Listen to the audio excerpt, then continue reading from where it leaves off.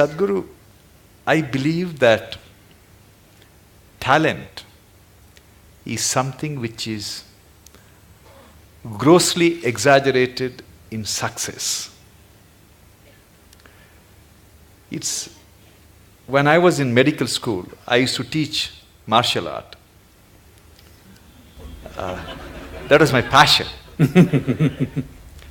And every time a Bruce Lee's movie was released, all these school kids would come and join in hordes to martial arts schools. We used to call it Bruce Lee phenomenon. They're gone after 2 weeks. Yes. And I used to see some kids whose physique is meant for martial art, who have the natural flair, and I used to think, oh, this kid is going to get a black belt. And interestingly, Swamiji, after 6 months, they're never there. The guys who go up to the black belt and, do something very good in martial art are the ones who joined the school without any skills, without any talent, who worked very, very hard. For everything they had to sweat it out. But in the end, they're the ones who succeed. How do you explain this phenomena? See, for a variety of reasons, let me not go beyond this. For a variety of reasons, a certain individual could be born with a certain flair, physical flair, mental flair, emotional flair, style. 5-year-old child, one has style, other is clumsy, okay? So the one with the style is not going to become necessarily a fashion thing.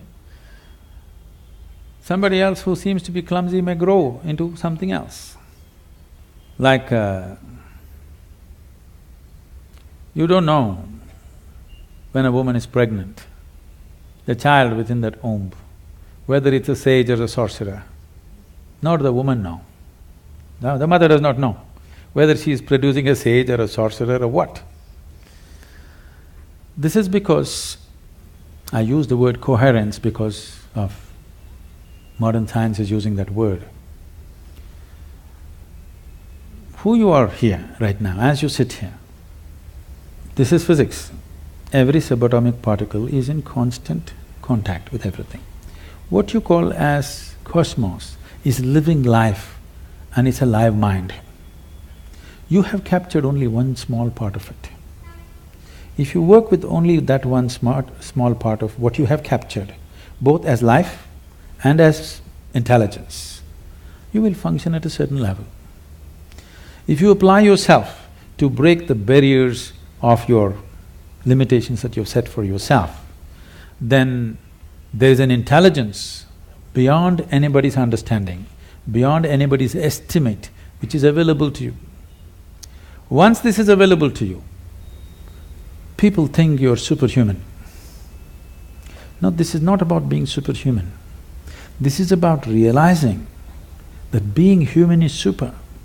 The immensity of being human has not been realized. So we are always making a kind of a mathematical calculation. Okay, if this person has this much IQ, maybe this is what he will become. This is what Newton's law, that everything that moves on this planet works to a mathematical precision or a geometric precision. That is, if you take a pendulum, the length of the pendulum will decide how it will swing. If you take a projectile, depending upon its mass, velocity and the trajectory, it will go to a certain place. That is not how the cosmos is working, because what you think is physical and not physical is all mixed up within this human being. The physical self, the psychological self, the emotional self, and who you call as myself, the life within you, the fundamental life process, these are all different dimensions. And the innermost core of who you are, which, because all the other words are corrupted, I'll use the word life or just you, what you call as me. This, if you allow it, if you do not identify it with any form, with your physical form or with other different identities what you take on, it has a way of being cohesive or collaborative with everything around. When we say somebody worked hard, all he is trying to do is stretch his boundary of identity, isn't it? He's trying to stretch his boundary. If he succeeds to stretch his boundary, something that he never thought possible or imagined that is within his competence or capability becomes his.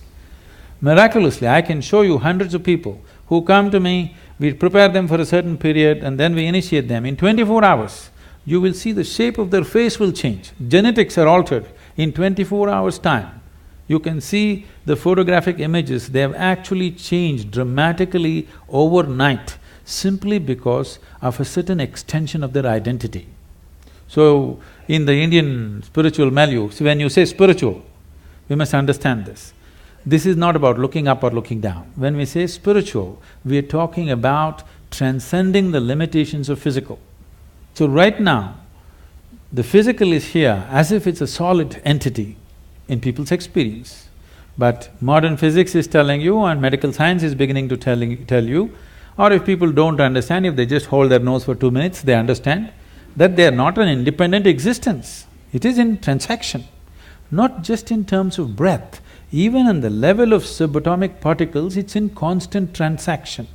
If this transaction becomes even minutely conscious, suddenly you have immense capabilities that you never thought were possible. Biological identity is the most limiting identity that you have because it limits to the area of your body. Now when you strive, you break this. It doesn't matter in what way you strive.